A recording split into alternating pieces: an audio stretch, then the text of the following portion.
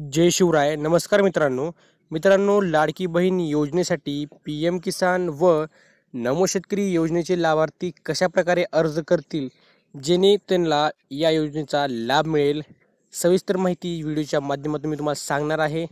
कशा प्रकारे तुम्ही अर्ज केल्यास तुम्हाला त्वरित या लाडकी बहीण योजनेचा लाभ मिळेल.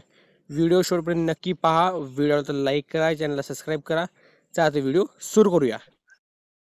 नवीनच लाडकी बहीण योजनेचा जी-आर आलेला आहे आणि या जी-आरमध्ये स्पष्टपणे सांगण्यात आलेला आहे, केंद्र शासनाने विविध शासकीय योजनांचे लाभ PFMS-DBT प्रणालीद्वारे देण्याची प्रक्रिया कार्यान्वित केली आहे. केंद्र राज्य शासनाच्या विविध योजनांमधील उदाहरणार्थ PM किसान, पोषण, PM स्वनिधी, JSY, PWM-VY व अन्य तत्सम योजना जसे की नमो शेतकरी योजना, जे लाभार्थी मुख्यमंत्री माझी लाडकी बहीण या योजनेच्या अटी शर्तीनुसार पात्र ठरतील त्यांचा डाटा माहिती व तंत्रज्ञान विभागाकडून प्राप्त केल्यानंतर त्यांचे KYC व आधार ऑथेंटिकेशन पूर्वीच झालेले असल्याने सदर लाभार्थ्यांना केवळ ऑफलाईन अर्ज भरून घेऊन मुख्यमंत्री माझी लाडकी बहीण या योजनेचा लाभ घेता येणार आहे. मात्र हे करीत असताना पात्र लाभार्थी महिलांकडून सदर योजनेचा लाभ अर्ज जो ऑफलाईन पद्धतीने आहे ते भरून घ्यायचा आहे. ऑफलाईन पद्धतीने अर्ज कसा भरायचा ते देखील मी तुम्हाला सांगणार आहे मित्रांनो. चला तर ते देखील आपण पाहून घेऊयात. आता मुख्यमंत्री माझी लाडकी बहीण योजनेचा हा ऑफलाईन पद्धतीचा अर्ज आहे. तुम्हाला सर्वप्रथम यामध्ये महिलेचे संपूर्ण नाव लिहायचं आहे, महिलेचे लग्नापूर्वीचे नाव लिहायचं आहे आणि महिलेचे लग्नानंतरचे नाव विवाहित असल्यास 2 नंबरला तुम्हाला त्यांचा जन्मदिनांक लिहायचा आहे. सर्वप्रथम दिनांक, नंतर महिना, नंतर वर्ष अशा प्रकारे जन्मदिनांक इथे लिहायचा आहे. पुन्हा अर्जदारांचा संपूर्ण पत्ता इथे लिहायचा आहे. खाली ग्रामपंचायत कोणती आहे ते लिहायचं आहे आणि त्यापुढे पिनकोड देखील तुम्हाला लिहून घ्यायचा आहे. त्यानंतर 4 नंबरला जन्माचे ठिकाण, गाव लिहायचं आहे. पुढे तालुका, जिल्हा आणि राज्य देखील तुम्हाला या ठिकाणी लिहून घ्यायचं आहे. हे झाल्यानंतर 5 नंबरला तुम्हाला मोबाईल क्रमांक लिहायचा आहे. 6 नंबरला आधार क्रमांक आणि 7 नंबरला महिलेचा जन्म परराज्यातील असल्यास पतीचे जन्मठिकाण, त्यांचं शहर, गाव, तालुका, जिल्हा व राज्य इथं लिहायचं आहे. 8 नंबरला तुम्हाला शासनाच्या इतर विभागामार्फत राबवण्यात येणाऱ्या आर्थिक योजनेचा लाभ घेत आहात का ते सांगायचं आहे. होय किंवा नाही. जर होय असेल तर दरमहा किती रुपये तुम्ही लाभ घेत आहात ते इथे सांगायचं आहे. नंतर 9 नंबरला तुम्हाला वैवाहिक स्थिती सांगायची आहे. तुम्ही विवाहित आहात, घटस्फोटित आहात, विधवा आहात, निराधार आहात का अविवाहित आहात, सर्व काही इथे तुम्हाला जे असेल ते लिहायचं आहे. त्यानंतर मित्रांनो 10 नंबरला अर्जदारांचे बँक खाते असल्याचे बँकेचा तपशील, इथे त्यामध्ये बँकेचे पूर्ण नाव लिहायचं आहे, बँक खातेधारकाचे नाव लिहायचं आहे, बँक खाते क्रमांक लिहायचा आहे व IFSC कोड देखील इथे लिहून घ्यायचा आहे.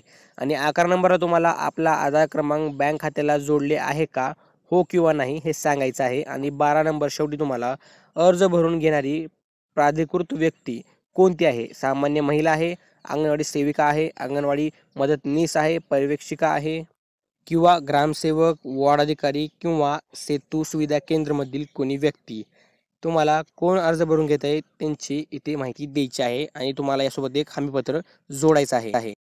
आता मित्रांनो, हा हमीपत्र तुम्हाला भरून द्यायचा आहे. हमीपत्रामध्ये सांगितले आहे, मी घोषित करते की आणि पुढे राईट अशी खूण करायची आहे.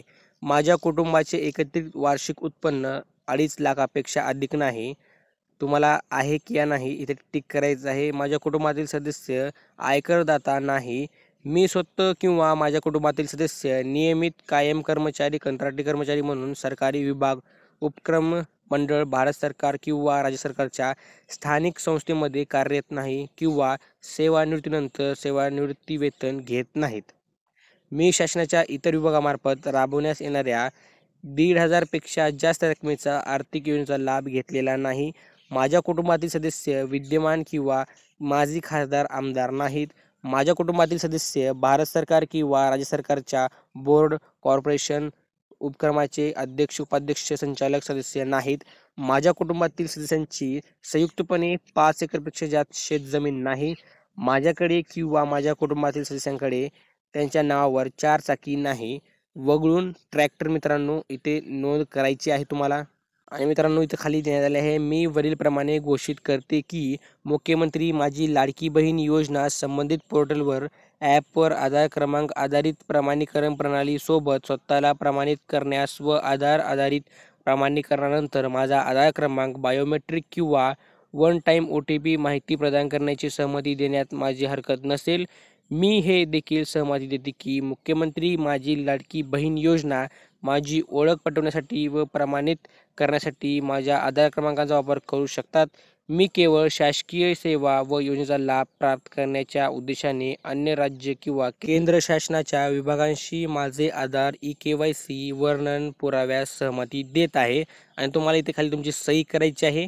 आणि मित्रांनो हे अर्ज तुम्हाला आणि हमीपत्र तुमच्या अंगणवाडी सेवकाकडे जमा करायचं आहे. अशा प्रकारे तुमचं ऑफलाईन पद्धतीने लाडकी बहीण योजनेचं अर्ज भरणं होऊन जाईल मित्रांनो. तुम्हाला ऑनलाईन अर्ज भरण्याची गरज नाही आहे.